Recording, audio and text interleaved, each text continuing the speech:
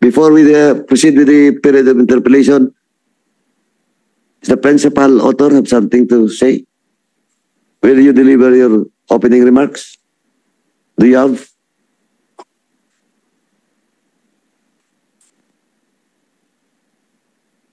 Wala? Please proceed. Mr. Chair, thank you. Good morning po sa ating lahat. Mayroon lang po akong maiksing mungkahi sa komite. Noong huling pagdinig, nabanggit ng kinatawan mula sa Sangguniang Panlalawigan na wala pang kaso na isinampa laban kay Mayor Ponsolan in relation to closure order ng NGCP Construction sa San Simon. Sinabi ng Sanggunian na hindi rin sila maaaring maghain ng kaso dahil hindi pwede na sila na adjudicator, sila pa ang prosecutor. Kaya naman nais kong himukin ang committee na magrekomenda ng pagsasampa ng kaso na ilalahad sa committee report at agarang ipasa ito sa Sangguniang Panglalawigan. Minumungkahi ko rin na magrekomenda ng kasong administratibo sa civil service kung may mga indikasyon ng misconduct or negligence on the part of the mayor. Pwede nating i-recommenda ito sa committee report. Yan lamang po at magandang umaga pong muli. Thank you, Kong Pompong. The next to ask question is Congressman. Salamat, Mr. Chair. Congressman, not yet recognized. Kinakausap ko pa ngayon si Kong Johnny. Congressman Johnny Pimila, yield to our debonair Congressman of One Sagip Party List, Congressman Dante Marcoleta. Please proceed.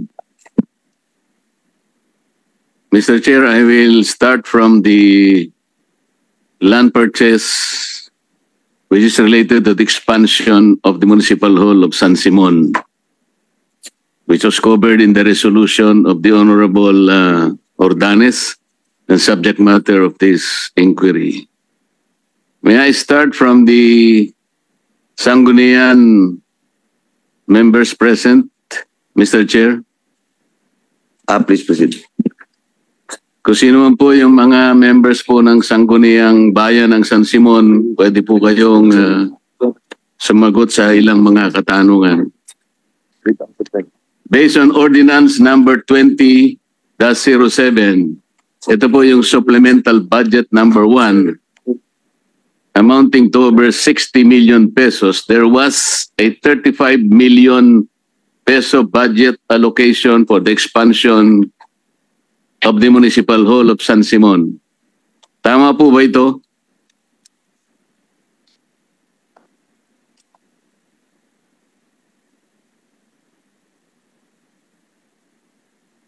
Wala po bang mga members ng Sangguniang Bayan ng San Simon? Anybody? Former acting mayor. Good morning po. Please proceed. At that time po, Your Honor, 2022, 2019 po, wala pa po kami noon. Nandito po yung mga councilor po, former councilor po. Oo nga po, sila po yung dinidirect nating sumagot. Tama po ba yung tanong? Thank you po, Your Honor. Vice, yung mga former councilors mo. Yes po. Tama po yung ano.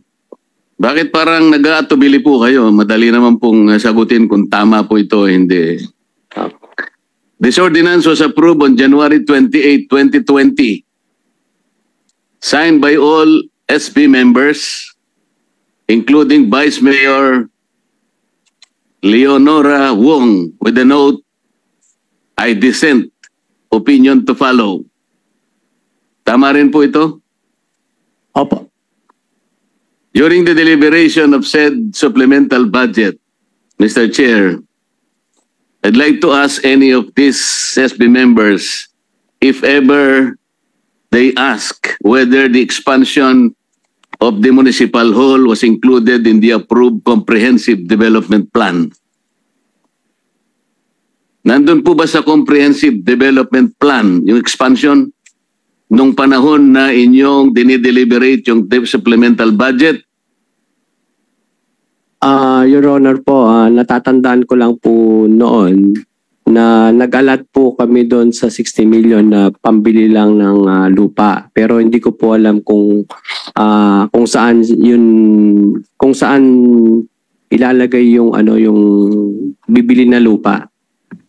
Hindi po na, kumbaga, Nag-alat kayo ng 35 million out of the 60 million, totoo yon. Ang tinatanong ko sa'yo, kung ito ay included in the approved comprehensive development budget, ang sagot, hindi. Di ba? Wala ron eh.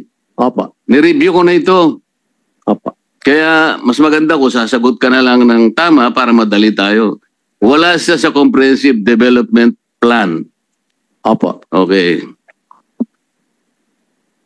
Did any of you also bother to check if the said expansion of the municipal hall was included in the comprehensive land use plan? Wala sa CDC o CDP. Nandun ba sa CLUP? Wala rin, di ba? Wala din po. Wala. Opo. Hindi, alam nila. Parehong wala. Wala sa comprehensive development plan, wala rin din sa comprehensive land use plan. Yan ang maliwanag. You did not check because said expansion of the municipal hall ay wala nga sa CDP at wala rin sa CLUP. Ito yung maliwanag. Tama po. Opo, Your Honor. Ayun, para sa emphasis lang. Pero the construction of the hospital is in the CDP and CLUP. Natatandaan mo? Natatandaan ko po nandun po sa city. Yung construction ng hospital ang nandun. Opo. Pero yung expansion ng municipal hall, wala. Tama. Tama po. Ayan. Were you also aware at that time that for the expansion of the present municipal hall, the lots purchased by San Simon were declared as residential and fishery in the tax declaration? Alam mo ba yun? Alam mo. Opo. Were you also aware that based on the CLUP, the area is a commercial zone? Nandun sa CLUP. Opo. Sa Opo. tax declaration, residential and fishery, pero sa CLUP, ito ay commercial zone. Tama. Yes po, Your Honor.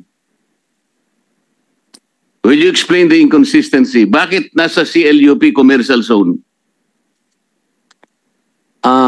Kasi Mr. Chair, pagka ang isang area nasa commercial zone, ang pagkakaalam ko po, hindi naman ako LGU, pero nagbabasa-basa rin naman tayo. Your area is allotted for business activities, for trade, and the like. Tama? Exactly po, tama. Oh. Kaya hindi pang munisipyo, di ba? Tama? Opo, opo. Oh, ayan.